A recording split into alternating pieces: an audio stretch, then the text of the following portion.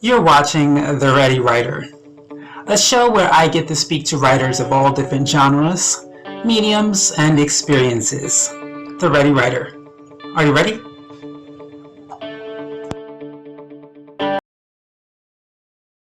Hello and welcome to another episode of The Ready Writer. I am your host, Casey Bell, and today's guest we have Charles Bateman. Let's get the show started. Was being an author a childhood dream of yours? Actually, no. This is something that came about within the last year or two. No time as a child did I think about writing a book or doing anything like that. It's just something that kind of came about in the last couple of years. And to be honest, came about somewhat by accident. But at no point was it something that I thought about as a child or dreamed about or wanted to do as a career goal. So what came inspired this book? Okay, well, that's the interesting story. What happened was I'm a part of a different group of, different social media groups, history roundtables, different things. I work in education. I'm a history teacher. So by being a part of different groups and sitting in on certain roundtable discussions, you talk about different things, plausible what ifs, certain things. So during the pandemic, obviously working in education, had a lot of time on my hands. We were sent home from work like all schools were in the United States. So just a couple of nights sitting around talking with different guys in different roundtable discussions and basically navigating different what if historical scenarios. This particular one was dealing with the American Civil War. And we were looking at different historical scenarios and plausible what ifs. And, a couple of the guys that are up there, they're war game strategy type guys. One of them used to work for the Pentagon, actually.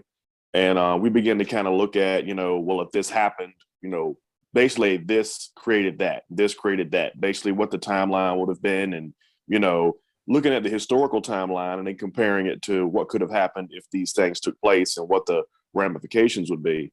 And in the middle of doing that, I just kind of jotted a few things down and I said, you know what? This would make a pretty interesting, historical fiction, alternative history. This would make a pretty interesting, concept. So I started writing some things down, and because it was during the pandemic and I had plenty of time on my hands, the next thing I know, I got a pretty good sized manuscript in my hand, and that's when I reached out to Thea Fielding Lowe, and she's excellent publisher, and got a hold of her and said, "Hey, I think I got something here that might interest you," and basically came from there. How did you know to contact the individual you did? I'm actually friends with her sister. Her sister and I attended the same church here in Virginia. Me and her sister are good friends, and I met Thea through her sister. Awesome. So there's so many people out there who actually want to be an author, wanted to be an author since childhood, and unfortunately they have the mindset of, am I good enough? So did you have any fears, or when you started writing this book, did you know immediately this was something you can do without fear? Did you just go for it, or did you have any reservations? Honestly, Casey, I went for it without fear, but that's mainly my personality in general. Now, don't get me wrong, I was not the best English student in high school or college, so I knew early on that besides writing this, I'm going to need to speak to somebody that can edit this content and put things together from a grammar standpoint and basically clean up my mess, so to speak. But I've always had a passion for American history. I'm comfortable with it. It's what I do for a living. So I approach this book, with confidence, knowing I can put a story together that's going to be somewhat interesting as well as have some historical facts in it. There was no time that I doubted myself on that. My biggest, I guess you could say, apprehension was based upon, can I find somebody that can take what I'm doing and clean it up and actually make it a book, whereas the content, the editorial stuff, all of the things are correct and I don't look like an uneducated person when they look at it. That was basically my apprehension. But as far as just doing it, I approached it 100 miles per hour and, just went in it with the same passion that I have for the overall topic, subject matter. Um, with your experience publishing this book, what are three of the many, I'm sure you've had many, what are three of the lessons you learned during the process of publishing a book on what you need to know to publish a book? Well, number one, I got a crash course in the cost of it because it's something I had never done before. This is my first published work. I actually have another one that's on the way, but this is my first one. So I got a crash course in the cost of it. And I also got a crash course. Probably the second thing I would say would be the time frame. The manuscript was finished a year before it was published. It takes time to put these things together and put the book together, and the content and the imagery and all these kind of things. So especially with what I was asking the company to do, not just create the book and spin it and mail it to me. So I really learned the cost of it. I learned the time and how long it takes, especially the size of the product. This particular book is over 220 pages. So, the size of it, the scale of it, the cost of it, the time frame and things of that nature, I learned quickly what all is involved in that. That's anytime people ask about publishing books, the first thing I tell them, there are three things you need to publish a book. You need money, you need time, and you need patience, because those are the three things most people want to publish a book without, and you need all three at all times. So tell us the title of your book and a brief synopsis of the book. The title of the book is called The Republic of Virginia, Brothers and Battle Lines of 1861. And what it's about is some of the political things that happened in the state of Virginia at the beginning of the Civil War. The book does take what's called a POD, an alternative history, a point of differential. So basically it does deviate about halfway through it from historical fact to just entertainment fiction. A funny story, my 15-year-old read it and he calls it Game of Thrones meets the Civil War. That's what he calls it. But what it basically is about is in early 1861, in early April, the state of Virginia voted to secede and actually voted not to do it. And then a few weeks later, after the firing of Fort Sumter and all the historical things that we're learning in history class, then the state legislature decided to do it. So it was kind of a mixed emotion those 2 weeks early on in 1861. Well, when Virginia originally decided to do that, that wasn't necessarily a vote by the legislature to join the already formed Confederate States of America. A lot of folks don't realize that secession took place in two different parts. There were 7 states that seceded originally. They're known as the original 7. And then there were 4 additional states that seceded later on that year. That's Virginia, North Carolina, Tennessee, and Arkansas. So Tennessee being the last of that group. So when Virginia did that, she was making the decision to secede from the Union, but not necessarily the decision to join the Confederacy. And historically, the way it basically went down is the Confederate government agreed to move the government to Richmond from Montgomery, Alabama, in exchange to really kind of marry Virginia into the war and marry Virginia into the Confederacy. But what the book will show you is different things that happened early on in 1861. Virginia was actually preparing to fight on her own. She actually listed a commander-in-chief of her Army and Navy forces. She formed a small Navy that actually lasted throughout the Civil War.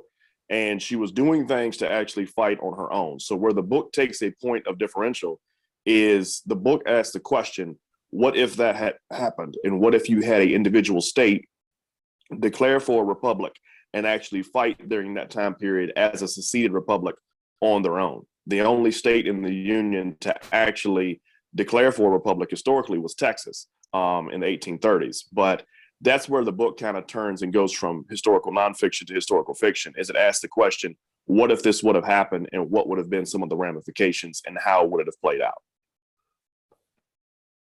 Pretty cool. So even though this is a fiction, historical fiction, which means all historical fictions take some facts from history and then they fictionalize it. Have you been able, or have you thought of sharing this book with the English department of your school? And do you think that they would allow you to share this book with your students?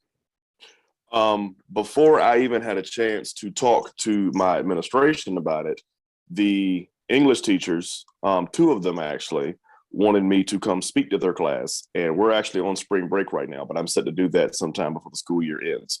My colleagues in the history department, one of them's already purchased the book, and another one wants me to come do the same thing and speak. She's a U.S. history teacher. She, like me, she wants me to come speak to the class. So these are things that have already been set in motion. And some of them were set in motion before I had a chance to be the one to set them in motion. As soon as the book hit Amazon and people saw the links on social media and stuff like that via advertising, they were calling me saying, hey, I want you to come do this and do that.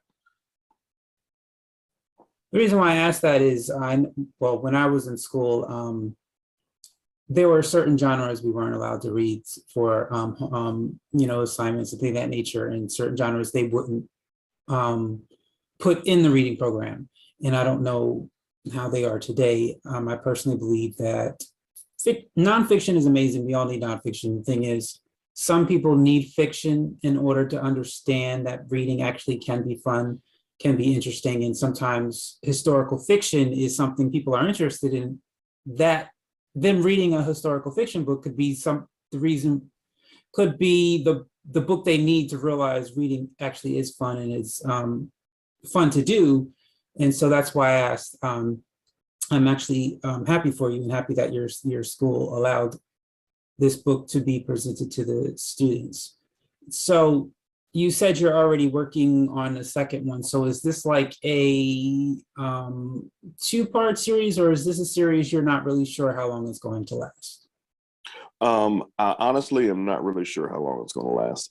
It is set up to do at least a second part. When I get into the second part a little deeper, I'll be able to figure out how, are we going to end it here, or are we going to continue it a little more? Obviously, I'm not George R.R. Martin. I'm not going to write that many books with that many pages. But I am curious to see a lot of the reviews. So far, the few reviews I've had have been personal reviews that they really enjoy. And they're not all the way through it, but they enjoy it. And to piggyback on what you said, Casey, I'm a firm believer that, as long as you put, nonfiction, as long as you put facts inside of historical fiction books, there's still something to be learned there. Somebody can learn something from it. Somebody can gain something from it. This is not a sci-fi novel of somebody fighting the Civil War from an F-18 Hornet. No, this is stuff that really happened. With 90% of the characters in this book are historical characters, and their character development is true to form as far as who they were historically. So you're going to learn things about the individuals. You're going to learn some of their real, true historical story. It's just we're going to take a few twists and turns that are a little different. For instance, the battles in the book are fictitious, but one of them takes place on a real historical place where a battle took place. So some of the terminology used, some of the landmarks are going to be the same. So I told somebody recently, this is probably the most plausible and historically plausible alternative history or historical fiction concept in the American Civil War you can find. There were a lot of authors in the 80s and 90s. Harry Turtledove was probably the main one that took a lot of liberties and did a lot of things. But this one is probably the most historically plausible, historically possible thing that could have happened. And quite frankly, almost did. And doing the research, and I had a group of guys that helped me once we got serious into it with the research. There's a lot of things that you don't, and as an educator, I can say this, there's a lot of things that are not in your average textbook in a high school history class. So because of that, there's a lot of things that you don't get. And sometimes the narrative or the picture that's painted is, quite frankly, it should be in color, but the reality is they're trying to paint it in black and white. And it's not really that black and white. There's a lot of different colors and hues there that you don't get sometimes in state-funded education. So I think this book will be fun regardless of the age, regardless of the background of the reader, because they're going to learn something by reading it. Well, that's one of the reasons why I said it's important for people to first find a book they enjoy reading, so they understand reading is important. Because in my own research, I realized most of what is taught in school, they don't teach everything that actually happened in America's history. They teach, I guess, Right. what's comfortable to talk about. And so it's definitely important to fact check and go. And there's also the truth that you can't teach everything that happened. It's not enough time, and you really have to search for yourself.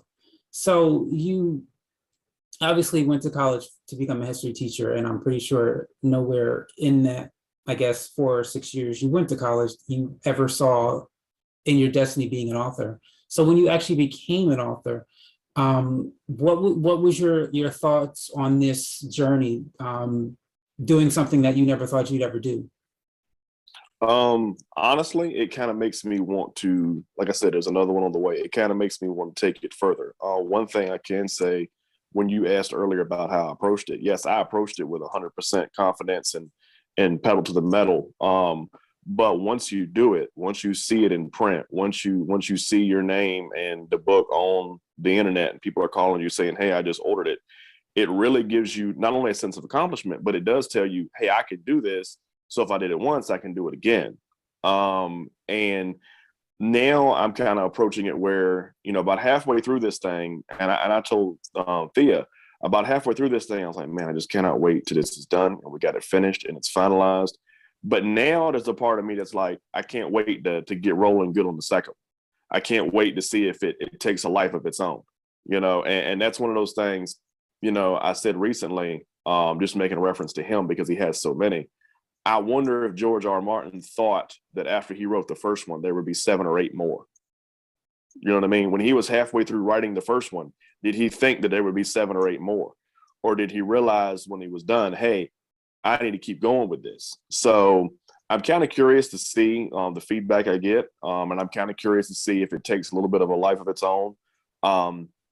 Like you said earlier, sometimes, reading needs to be fun. Well, sometimes history needs to be fun. That's something I do as an educator. I can sit down and give you a study guide of point A and point B, and I can tell you what the textbook says. But at the end of the day, I'm not doing anything that you can't do on Google. Am I making it fun? Am I teaching you something that you didn't already know? And am I making it, and am I doing it from methods and applying it in a way that makes it interesting to you? My goal is to make it, or maybe there's somebody that's not a history passionate person. If they pick up the book and read it and they're like, hey, I learned something from this and this is pretty entertaining, then I've accomplished what I wanted to accomplish. As a history teacher, because one of the things I also know, when I was going to school, there wasn't much discussing on history. It was, this is what happened. Here's the test. Do you remember what you were taught? Do you have discussions with your students about not so much what shouldn't or should have happened, just discussions on maybe why it happened and how we can prevent certain things from happening again, or how we can make things better? Are you able to have conversations with your students? And also, are they aware that you're an author now of this book, and have you been able to present it to them, and have they read it, and do you have discussions on this topic? One, I do have discussions with my students. Now, mind you, in our current, and when I say current, the climate we've worked in the last 16 to 18 months, I have to regulate those conversations. I intentionally don't take them places they don't need to go, because every set of ears inside of your classroom is not listening for the right reasons. Let's call it what it is. However, I also want you to know that they are aware that I have this book, and some of them have asked for copies of it, but the big set of copies that I distribute personally have not arrived to me yet. They'll arrive at the end of the month. So some of the students are like, they told me before spring break, hey, as soon as it gets here, we want to check it out, we want to see it and stuff like that. So they are aware, and I do try to have overall historical discussions with them. That I am big on 2 things. Number 1, understanding why something happened. Okay. And number 2, what is maybe a different way that it could have happened? And I feel like that if a student understands, for instance, we're talking about the American Civil War, if a student understands the different causes of the war and the different effects of the war, then they will have a better understanding of why it happened, who it affected, how it affected them, and how people were affected differently. I also believe that if you are, if you can sit down and map out and say, well, what if this would have happened? And you can explain that the same way that you can explain, the chapter and verse that you find on Google, then you truly have an understanding of the circumstances and the climate of that time, because you're able to make a solid hypothesis of, well, if this would have happened, then this would have happened. And if this would have happened, then this would have happened. Anybody, like you said, can just regurgitate information that is shoved at them through a study guide or something like that. Take it, remember it, take a test, pass it, and then forget it for the rest of your life. But if you truly want somebody to absorb some information, you have to teach it to them from different angles and different perspectives.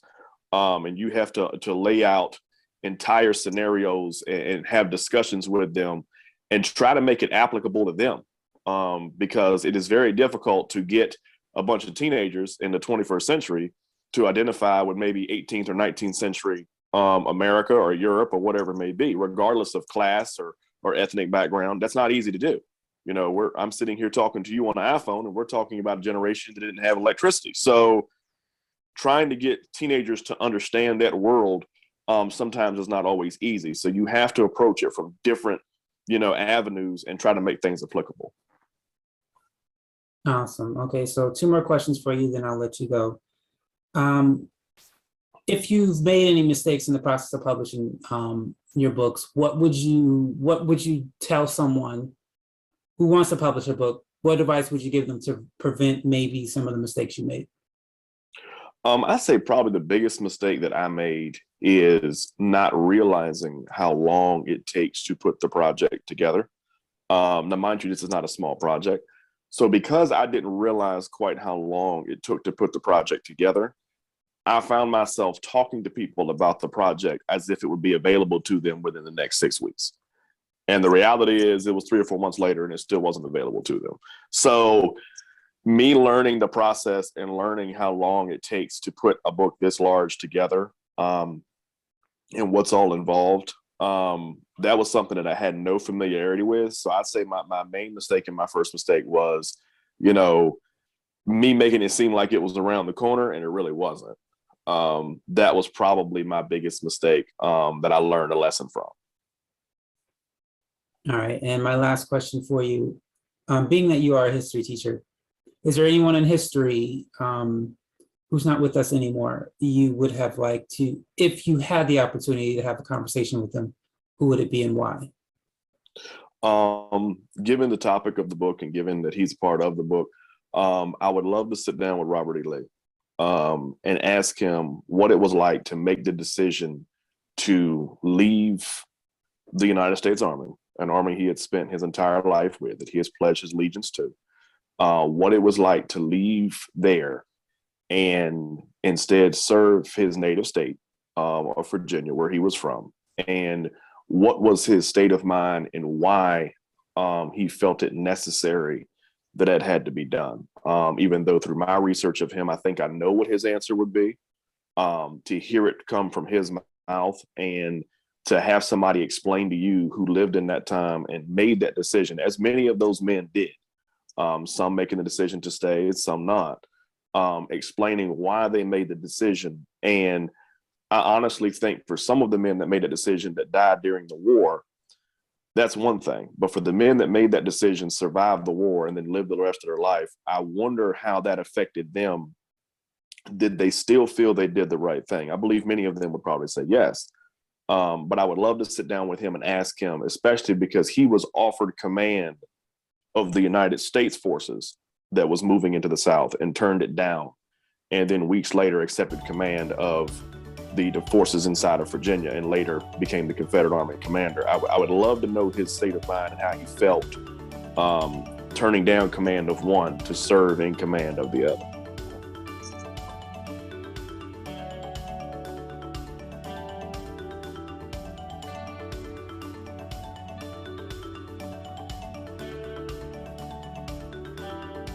That is all the time we have for you today on The Ready Writer. I'd like to thank our guest, Charles Bateman, for stopping on by, and of course you, the audience. Thank you so much for watching. Have a great day.